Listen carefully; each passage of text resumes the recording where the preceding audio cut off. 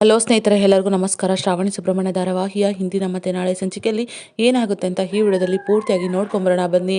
ಅದಕ್ಕೂ ಮುಂಚೆ ಯಾರೆಲ್ಲ ನಮ್ಮ ಚಾನಲ್ಗೆ ಸಬ್ಸ್ಕ್ರೈಬ್ ಆಗದೆ ಹಾಗೆ ವಿಡಿಯೋ ನೋಡ್ತಾ ಇದ್ದೀರೋ ದಯವಿಟ್ಟು ಸಬ್ಸ್ಕ್ರೈಬ್ ಮಾಡಿ ಮತ್ತು ಸಪೋರ್ಟ್ ಮಾಡಿ. ಹಾಗೆ ಪಕ್ಕದಲ್ಲಿರುವ ಬೆಲ್ ಬಟನನ್ನು ಕ್ಲಿಕ್ ಮಾಡಿ.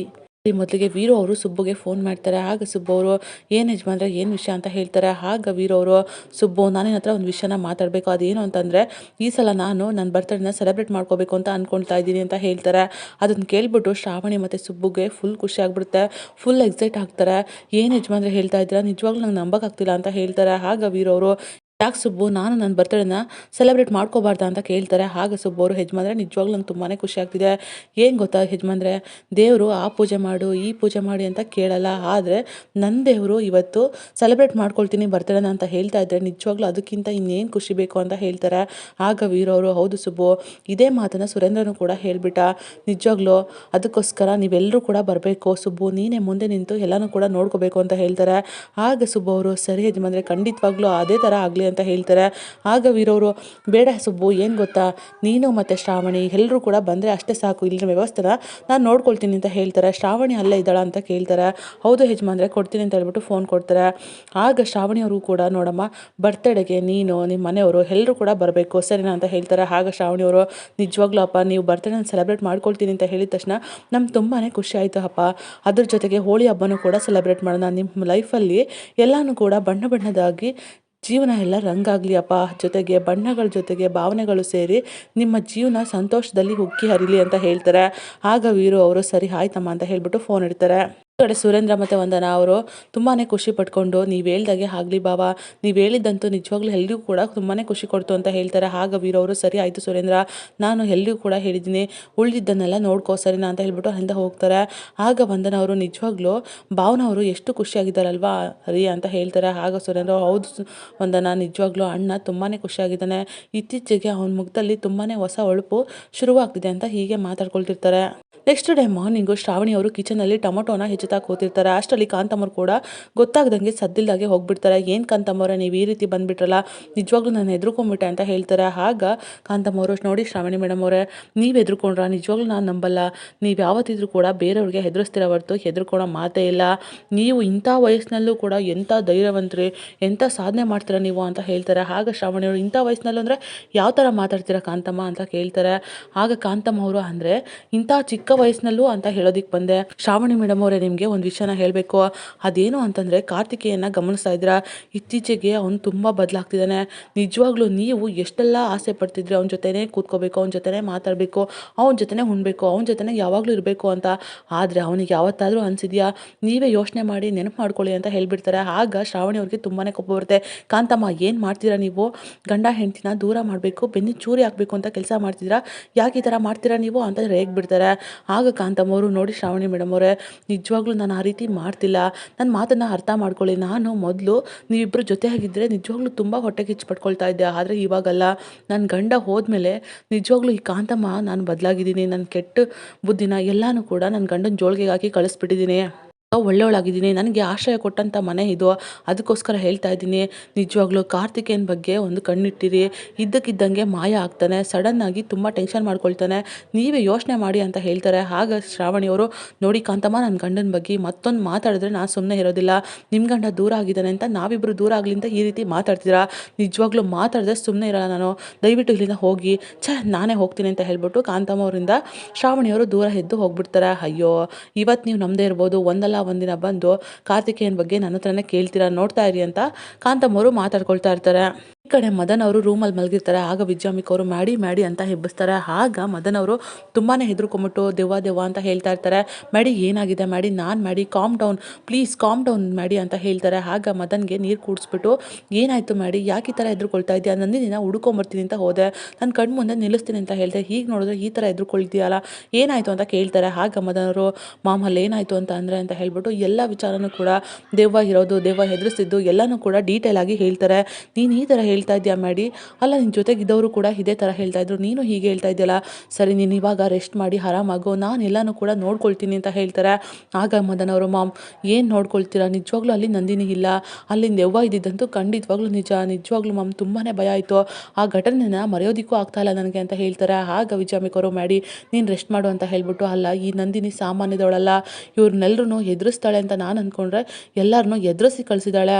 ಅವಳನ್ನ ನಾನು ಮಾತ್ರ ಸುಮ್ಮನೆ ಬಿಡಬಾರ್ದು, ನನ್ನ ಮಗ ಹುಷಾರಾಗಲಿ ಆಮೇಲೆ ನೋಡ್ಕೊಳ್ತೀನಿ ಅಂತ ಯೋಚನೆ ಮಾಡ್ತಿರ್ತಾರೆ. ಈ ಕಡೆ ಸುರೇಂದ್ರ ವಂದನ ಎಲ್ಲರೂ ಕೂಡ ಡೆಕೋರೇಷನ್ ಮಾಡಿ ರೆಡಿ ಮಾಡ್ತಾ ಇರ್ತಾರೆ. ಅಷ್ಟರಲ್ಲಿ ಸಾವಿತ್ರಿ ಕೂಡ ದೇವಸ್ಥಾನದಿಂದ ಪೂಜೆ ಮಾಡಿಸ್ಕೊಂಬಂದೆ ಅಂತ ಹೇಳ್ತಾ ಇರ್ತಾರೆ. ಹೌದಲ್ವಾ, ಒಳ್ಳೇದಾಯ್ತು ಸಾವಿತ್ರಿ, ಆದರೆ ಬೇಕಾಗಿರೋ ಇಂಥ ಇಂಪಾರ್ಟೆಂಟ್ ಗೆಸ್ಟೇ ಬರಲಿಲ್ವಲ್ಲ ಅಂತ ಯೋಚನೆ ಮಾಡ್ತಿರ್ತಾರೆ. ಅಷ್ಟರಲ್ಲಿ ಶ್ರಾವಣಿ, ಸುಬ್ಬು ನಾವು ಬಂದ್ವಿ ಅಂತ ಬರ್ತಾರೆ. ಆಗ ಸಾವಿತ್ರಿ ಅವರು, ನೋಡು ಶ್ರಾವಣಿ, ಯಜಮಾನ್ರಿಗೆ ಪೂಜೆ ಮಾಡಿಸ್ಕೊಂಬಂದಿದ್ದೀನಿ, ಈ ಕುಂಕುಮನ ನೀನೇ ತಗೊಂಡೋಗಿ ಕೊಡು ಅಂತ ಹೇಳ್ತಾರೆ.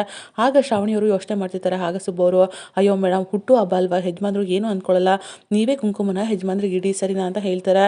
ಆಗ ಶ್ರಾವಣಿ ಮತ್ತು ಸುಬ್ಬು ಇಬ್ಬರೂ ಸರಿ ಆಯಿತು ಅಂತ ಹೇಳ್ಬಿಟ್ಟು ವೀರು ಹತ್ರ ಮಾತಾಡೋದಕ್ಕೆ ಅಂತ ಬರ್ತಾರೆ. ವೀರು ಅವರು ರೂಮಲ್ಲಿ ತುಂಬಾ ಖುಷಿಯಾಗಿ ಚೆನ್ನಾಗಿ ರೆಡಿಯಾಗಿರ್ತಾರೆ. ಅಷ್ಟರಲ್ಲಿ ಸುಬ್ಬು ಮತ್ತು ಶ್ರಾವಣಿ ಹೋಗ್ಬಿಟ್ಟು, ಯಜಮಾನ್ರೆ ಹುಟ್ಟುಹಬ್ಬದ ಶುಭಾಶಯಗಳು ಅಂತ ಹೇಳ್ತಾರೆ. ಆಗ ವೀರು ಅವರು, ಥ್ಯಾಂಕ್ ಯು ಸುಬ್ಬು ಅಂತ ಹೇಳ್ತಾರೆ. ಆಗ ಸುಬ್ಬು ಅವರು, ಯಜಮಾನ್ರೆ ನಿಜವಾಗ್ಲೂ ಇವತ್ತು ತುಂಬಾ ಸ್ಪೆಷಲ್ ಆಗಿ ಕಾಣಿಸ್ತಾ ಇದ್ದೀರಾ ಅಂತ ಹೇಳ್ತಾರೆ. ಆಗ ಶ್ರಾವಣಿ ಅವರು, ಹೌದು ಅಪ್ಪ, ತುಂಬ ಸ್ಪೆಷಲ್ ಆಗಿ ಕಾಣಿಸ್ತೀರಾ ನೀವು ಅಂತ ಹೇಳ್ತಾರೆ. ಏನಿಲ್ಲ, ಇವತ್ತು ನನ್ನ ಹುಟ್ಟುಹಬ್ಬ ಅಲ್ವಾ, ಅದಕ್ಕೋಸ್ಕರ ಸ್ಪೆಷಲ್ ಅಂತ ಅನ್ನಿಸ್ತಾ ಇರ್ಬೋದು ನಿಮಗೆ ಅಂತ ಹೇಳ್ತಾರೆ. ಆಗ ಶ್ರಾವಣಿ ಅವರು, ನಿಮ್ಮ ಮುಖದಲ್ಲಿ ಇವತ್ತು ಕಳೆ ಒಂಥರ ಎದ್ದು ಕಾಣಿಸ್ತಾ ಇದೆಯಪ್ಪ, ಹುಟ್ಟುಹಬ್ಬದ ಶುಭಾಶಯಗಳು ಅಂತ ಹೇಳ್ತಾರೆ. ಆಗ ವೀರವರು, ಸರಿ ಆಯ್ತಮ್ಮ, ಥ್ಯಾಂಕ್ ಯು ಅಂತ ಹೇಳ್ತಾರೆ. ಆಗ ಶ್ರಾವಣಿ ಅವರು ಕುಂಕುಮನ ಕೂಡ ಇಡ್ತಾರೆ. ಆಗ ವೀರವರು ತುಂಬಾ ಖುಷಿ ಪಡ್ತಾರೆ. ಸರಿ ಬನ್ನಿ ಯಜಮಾನ್ರೆ ಅಂತ ಹೇಳ್ತಾರೆ. ನೀವು ಹೋಗಿರಿ, ನಾನು ಬರ್ತೀನಿ ಹಿಂದೆನೆ ಅಂತ ಹೇಳ್ಬಿಟ್ಟು ಕಳಿಸ್ತಾರೆ. ನಂತರ ನಂದಿನಿ ಅವ್ರಿಗೆ ಫೋನ್ ಮಾಡಿ ಮಾತಾಡ್ತಾರೆ. ಈ ಕಡೆ ನಂದಿನಿ ಅವರು, ನಾನು ವೀರು ಹೆಸರಲ್ಲಿ ಪೂಜೆ ಮಾಡಿಸ್ದೆ, ಅರ್ಚನೆ ಮಾಡಿಸ್ದೆ, ಆದರೆ ಅವ್ರ ಜೊತೆನೆಲ್ಲ ಇದ್ದಿದ್ರೆ ಕುಂಕುಮನ ನಾನು ಇಡ್ಬೋದಿತ್ತು, ಆದರೆ ಇಡೋಕ್ಕಾಗ್ತಿಲ್ವಲ್ಲ ಅಂತ ಯೋಚನೆ ಮಾಡ್ತಿರ್ತಾರೆ. ಅಷ್ಟರಲ್ಲಿ ವೀರು ಫೋನ್ ಕೂಡ ಬರುತ್ತೆ. ಆಗ ವೀರು ಅವ್ರಿಗೆ ಹುಟ್ಟುಹಬ್ಬದ ಶುಭಾಶಯನ ಕೂಡ ಹೇಳ್ತಾರೆ. ಆಗ ವೀರು ಅವರು, ಥ್ಯಾಂಕ್ ಯು ಜಾನಕಿ ಅವರೇ ಅಂತ ಹೇಳ್ತಾರೆ. ವೀರು ಅವರೇ, ನಿಮ್ಮ ಹೆಸರಲ್ಲಿ ಎಷ್ಟೋ ಜನ ಪೂಜೆ ಮಾಡಿಸಿರ್ತಾರೆ, ಆದರೆ ನಿಮಗೆ ಕುಂಕುಮನ ಇಡೋದಕ್ಕೆ ಆಗಿರಲ್ಲ, ಅದಕ್ಕೋಸ್ಕರ ನೀವೇ ಒಂದ್ಸಲ ದೇವಸ್ಥಾನದಲ್ಲಿ ಪೂಜೆ ಮಾಡಿಸಿ ಕುಂಕುಮನ ಹಣೆಗಿಟ್ಕೊಳ್ಳಿ ಅಂತ ಹೇಳ್ತಾರೆ. ಆಗ ವೀರು ಅವರು, ನೋಡಿ ಜಾನಕಿ ಅವರೇ, ನೀವೇನು ತಲೆ ಕೆಡಿಸ್ಕೊಳ್ಳೋಂಥ ಅವಶ್ಯಕತೆ ಇಲ್ಲ, ಯಾಕೆಂದರೆ ನೀವು ಅಂದ್ಕೊಂಡಿರೋ ಹಾಗೆ ನಿಮ್ಮ ಆಸೆ ಇವಾಗಲೇ ಪೂರೈಸಿದೆ. ಯಾಕೆ ಅಂತಂದರೆ ಶ್ರಾವಣಿ ಇವಾಗಲೇ ನನ್ನ ಹಣೆಗೆ ಕುಂಕುಮನ ಹಚ್ಚಿದ್ದಾಳೆ ಅಂತ ಹೇಳ್ತಾರೆ. ಆಗ ನಂದಿನಿಯವ್ರಿಗೆ ತುಂಬಾ ಸಂತೋಷ ಆಗುತ್ತೆ. ನಾನು ಹಣೆಗೆ ಇಡಬೇಕಾಗಿತ್ತು ಕುಂಕುಮನ, ನನ್ನ ಮಗಳು ಇಟ್ಟಿದ್ದಾಳೆ, ಇದಕ್ಕಿಂತ ಸಂತೋಷ ಇನ್ನೇನು ಬೇಕಾಗಿದೆ. ನಿಜವಾಗ್ಲೂ ವೀರು ಮತ್ತು ಶ್ರಾವಣಿ ಯಾವಾಗಲೂ ಖುಷಿಯಾಗಿರಬೇಕು, ಅದೇ ನನಗೆ ಬೇಕಾಗಿರೋದು ಅಂತ ಮಾಡ್ತಿರ್ತಾರೆ. ಆಗ ವೀರು ಅವರು, ಜಾನಕಿ ಅವರೇ ಅಂತ ಹೇಳ್ತಾರೆ. ಆಗ ನೆಟ್ವರ್ಕ್ ಕೂಡ ಬ್ರೇಕ್ ಆಗುತ್ತೆ. ಸರಿ ಅಂತ ಫೋನ್ ಇಟ್ಬಿಟ್ಟು ವೀರು ಅವರು ಕೂಡ ಬರ್ತಡೇ ಹಾಲ್ಗೆ ಬರ್ತಾರೆ. ಈ ಕಡೆ ಕಾಂತಮ್ಮ ಅವರು ಕೂಡ ವೀರು ಅವ್ರ ಮನೆಗೆ ಬರ್ತಾರೆ. ಅಲ್ಲ, ಈ ಮದುವೆ ಆಗಿರೋಂಥ ಹೊಸ ಜೋಡಿ ನನ್ನೇ ಬಿಟ್ಟು ಬಂದುಬಿಟ್ರು, ಆದರೂ ಕೂಡ ಇಲ್ಲಿ ತುಂಬಾ ರುಚಿಯಾಗಿ ಅಡುಗೆ ಮಾಡಿರ್ತಾರೆ, ನಾನು ಅದನ್ನು ದೇವ್ಕೊಂಬಿಡ್ಬೇಕು, ಆದರೂ ಕೂಡ ಎಲ್ಲೋ ಸುಟ್ಟಿ ಸ್ಮೆಲ್ ಬರ್ತಿದೆಯಲ್ಲ ಅಂತ ಹೇಳ್ಬಿಟ್ಟು ಅದನ್ನೇ ಮೂಸಿಡ್ಕೊಂಡು ಮೇಲೆ ಬರ್ತಾರೆ. ಅಲ್ಲಿ ವಿಜಯಾಂಬಿಕವರು ತುಂಬಾ ಕೋಪ ಮಾಡಿಕೊಂಡು ಯಾವುದ್ರ ಬಗ್ಗೆನೋ ಯೋಚನೆ ಮಾಡ್ತಾ ಆ ಕಡೆಯಿಂದ ಈ ಕಡೆಗೆ ಓಡಾಡ್ತಿರ್ತಾರೆ. ಆಗ ವಿಜಯಾಂಬಿಕನ ನೋಡ್ಬಿಟ್ಟು ವಿಜಯಾಂಬಿಕನ ಹತ್ರ ಹಿಂದೆಯಿಂದ ಬಂದ್ಬಿಟ್ಟು ಕಣ್ಣನ್ನು ಮುಚ್ಕೊಂಡ್ಬಿಡ್ತಾರೆ.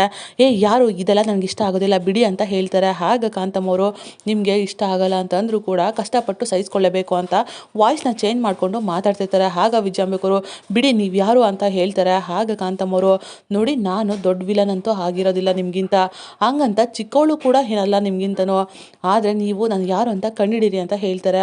ಅಯ್ಯೋ ಬಿಡಿ ಮೊದಲು ಅಂತ ಹೇಳ್ಬಿಟ್ಟು ಕಾಂತಮ್ಮನಿಂದ ವಿಜಯಾಂಬಿಕಾ ಬಿಡಿಸ್ಕೊಳ್ತಾರೆ. ಆಗ ವಿಜಯಾಂಬಿಕಾ, ಕಾಂತಮ್ಮ, ನನ್ನ ಮುಟ್ಟೋದಕ್ಕೆ ಎಷ್ಟು ಧೈರ್ಯ ನಿಮಗೆ ಅಂತ ಹೇಳ್ತಾರೆ. ಯಾಕೆ ಮುಟ್ಟಬಾರ್ದು, ನೀವು ಕೂಡ ಲೇಡೀಸೇ, ನಾನು ಕೂಡ ಲೇಡೀಸೇ, ನೀವು ಹೇಳಿದ ಕೆಲಸನೆಲ್ಲ ನಾನು ಮಾಡಿದ್ದೀನಿ ಅಂತ ಅಂದ ಮಾತ್ರಕ್ಕೆ ನಾನು ನಿನ್ನ ಹಡಿಹಾಳು ಅಲ್ಲ, ಜೊತೆಗೆ ನಿನ್ನ ಕೆಲಸದವಳು ಅಲ್ಲ, ಅದನ್ನು ತಿಳ್ಕೊಳ್ಳಿ ಮೊದಲು. ನೀವು ಶ್ರೀಮಂತರು, ಹೆದರಾಕೊಂಡ್ರೆ ಬದುಕ್ಬೋದು, ಆದರೆ ನಾವು ಮಿಡಲ್ ಕ್ಲಾಸ್ ಜನ, ನಮ್ಮನ್ನು ಹೆದರಾಕೊಂಡ್ರೆ ನೀವು ಬದುಕೋದಕ್ಕಾಗೋದಿಲ್ಲ, ಅದನ್ನು ನೆನ್ಪಿಟ್ಕೊಳ್ಳಿ. ಏನೋ ಫೋನಲ್ಲಿ ಆವಾಜ್ ಆಗ್ತಿದ್ರಿ, ನಿಜವಾಗ್ಲೂ ನಾನೇನಾದರೂ ಎದುರುಗಡೆ ಇದ್ದಿದ್ರೆ ಪತ್ರಗೂಡ ಥರ ಮಾಡಿಬಿಡ್ತಿದ್ದೆ ಅಷ್ಟೇ ಅಂತ ಹೇಳ್ತಾರೆ. ಆಗ ವಿಜಯಾಂಬಿಕರು, ನೋಡು ಕಾಂತಮ್ಮ, ನಾನೇನೋ ಟೆನ್ಷನಲ್ಲಿದ್ದೀನಿ, ದಯವಿಟ್ಟು ನೀನು ಇಲ್ಲಿಂದ ಹೊರಟೋಗು, ಸುಮ್ಮನೆ ನನಗೆ ಕೋಪ ಬರ್ಸ್ಬೇಡ ಅಂತ ಹೇಳ್ತಾರೆ. ಆಗ ಕಾಂತಮ್ಮವರು, ನೀವು ಶ್ರೀಮಂತರಾಗಿರೋದಕ್ಕೆ ಟೆನ್ಷನ್ ಅನ್ನೋದು ನಿಮ್ಮ ಜೊತೆಯಲ್ಲೇ ಬಂದಿದೆ, ಹಾಗೆ ಹೀಗೆ ಅಂತ ಮಾತಾಡಿ ಕೋಪ ನೆತ್ತಿಗೇರಿಸ್ಬಿಡ್ತಾರೆ.